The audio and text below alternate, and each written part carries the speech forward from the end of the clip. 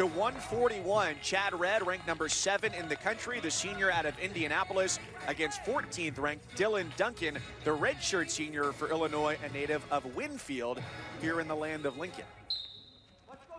Both of these young men came out of high school, highly ranked, a lot of credentials.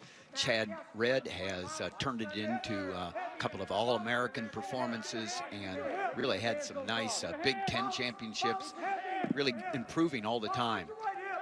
Dylan Duncan been up, down, and coach is hoping that he's in his groove for his senior year.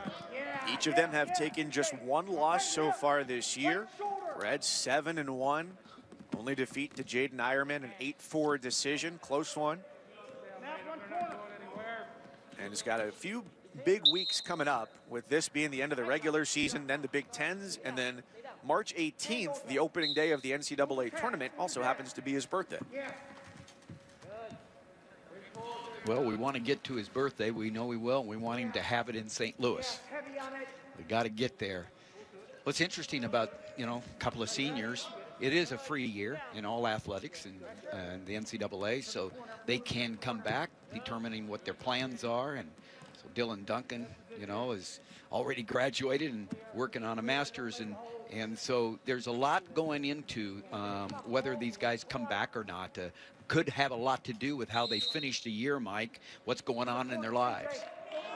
Well, and that's the interesting thing about this for Illinois, is that in their starting lineup, 8 of the 10 are sophomores or freshmen. So Jim Heffernan told us, especially now with the recruiting dead period extended out even further into this year, which means you can't have any in-person visits sponsored by the school or go out recruiting, that he knows more or less what his lineup is going to look like going forward. And with a team ranked 11th in the country, that's a really comfortable place for a head coach to be. Yeah, it is. And these two seniors, Duncan and Carr, 141, 149, we're not going to see Carr today. He's got a slight injury, but he's been accepted, Carr, to medical school, but it does have the option to defer. And so it'll just depend, in football, basketball, you're looking at making millions and going to the league, etc. So there's reasons you might not come back that are different from wrestling.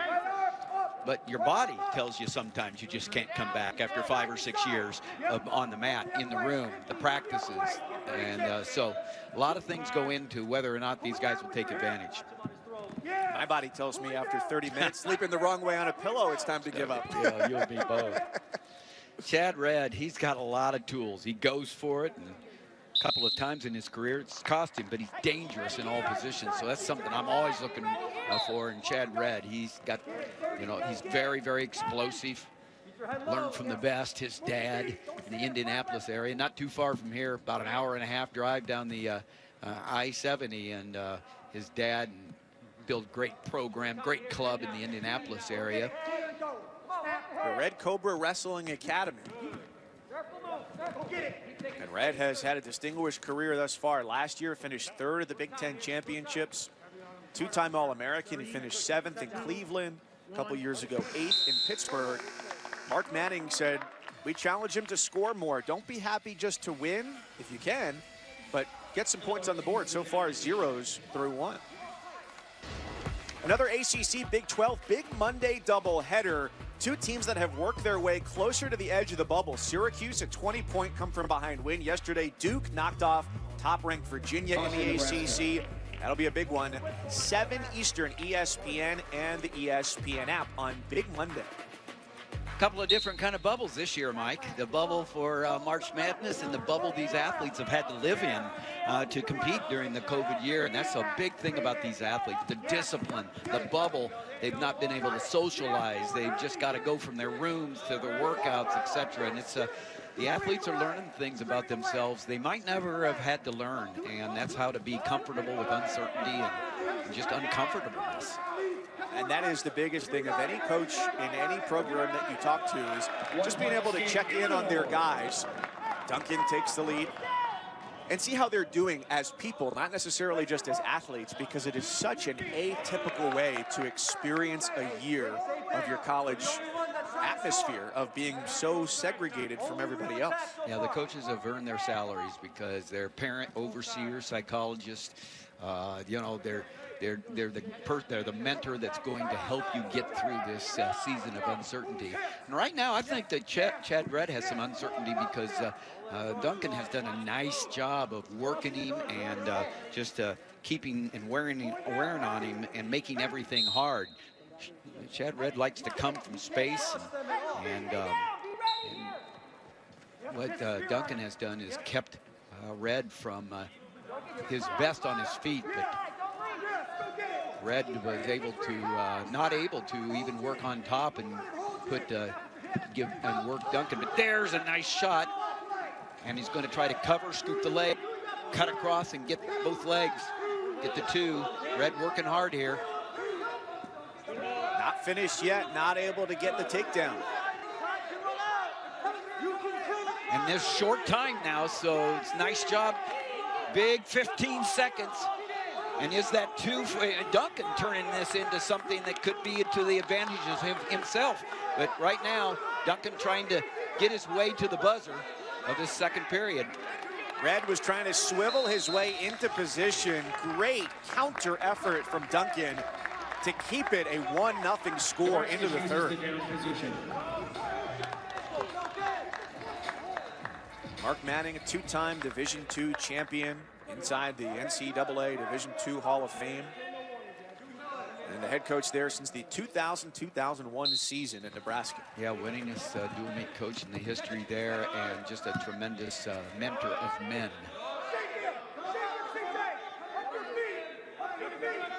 Duncan with a 1-0 lead, trying to really work hard on top, make it hard for Redd, perhaps right enough to get a, he had a quick escape. That's the beauty of quick escapes. It allows you to maybe ride for about a minute, 10 seconds, and boom, get riding time and put yourself in the driver's seat. Well, he's just wound down the riding time advantage of Redd and now begins to work on his own. Nice job with the head lever there of bringing in, he's got the leg in, working nice with his hips.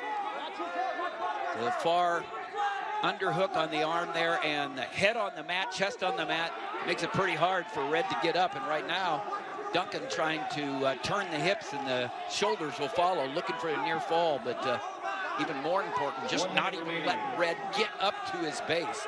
Huge, huge ride and effort on top by Duncan. So he's working on those hips right there. As he turns those hips, that shoulder's gonna come, and he's gonna get the two, which he just did. Now he's gotta work to not give up a reversal. And the challenge brick is thrown from the Nebraska corner on the two. Yeah, I don't think there will be any change on that, because the two count is usually given immediately. Jamie George right on it, if that's what they're challenging. 25 seconds left. Redd wanting to put Duncan into the danger zone. He doesn't. They're going to look at why the brick was thrown. Huge near fall for Duncan. Really established himself on top. Coach Heffernan has to be really, really excited, because Duncan just had to drive Redd to his head so he could get his hips on top, and he did. Secured the 2 points there. That took him a lot of work to get to that point. He was on top, had the leg in, and worked, as you said, to turn the hips, and then the shoulders were there, even if just for a moment. Now look at this. He's working those, elevating the leg there. He's got the arm bar in there, and he's working that leg, elevating, turning the hips. And we're going to see, as the hips are finally going past 90, the shoulders will come. There's just nowhere else to go. And he gets a 1, 2, past 45. You're not going to get that overturned. 22 seconds left in the third. Even at 3, a win for Nebraska at 125 pounds. Illinois with a win at 133. The brick thrown almost instantly by Mark Manning after the 2 were ruled. Duncan has wrestled a very smart match, showing himself the senior and the maturity that Coach Heffernan truly wanting to see. The look in his eyes, I mean, yeah, you know, the look in his eyes that said, yes, I'm ready to go, Coach. I'm ready to have the end of a senior year like has been expected of me since I came out of high school. And right now, he is saying, let's go. So did they just say no near fall? And so I don't agree with that. And yet that's what the officials called. So they're going to take the points off the board. Wow, so that sends it back to 1-0. Yeah, with riding time. 22 seconds. Yeah, so the riding time had accumulated there to 1:09 for Duncan. So Red gets a restart, which is really important. Oh, no, they're going back to 44 seconds. So 47. Yeah, and so I don't know how the ref overturned that. It was close, but, you know, he gave it. And to take that away is surprising to me. And so now the riding time still is a big issue here. It was 44 on the time, and it was 47 on the riding time. But as Duncan stays on top here, he is now over a minute of riding time and counting. So his lead, 32 seconds left. This is, and Red's going to get the reversal and 2 points back. And wow, what a reversal of fortune and unfortunate for Illinois on controversial points off the board. And it's going to be Red's win here. And there's two. That's two. That's 2 and 2. Wow. And riding time, send it to overtime. They do not give 2 and 2, but what a effort by Duncan here. He said, you know, you just never say die. Goes into a Granby position. Your winner at 141 from so Nebraska, Red got the restart that he needed. Nice effort there by Red. He comes through, gets the 2 and the 2. What? and the riding time had been the riding time had been under a minute. Yeah, it went back under a minute, and so wasn't enough for Duncan. What an effort to not get a win there. Great effort by Red to get those points at the end when he needed them. He got the restart he needed. He got the overturn that he needed, and he came back as a veteran guy and wins in a really close match. Wow, the challenge brick thrown, and what opportune timing by Mark Manning to make a 3-0 match in favor of Illinois' Dylan Duncan turn into a 4-3 win for Chad Red, who finishes his regular season at 8-1.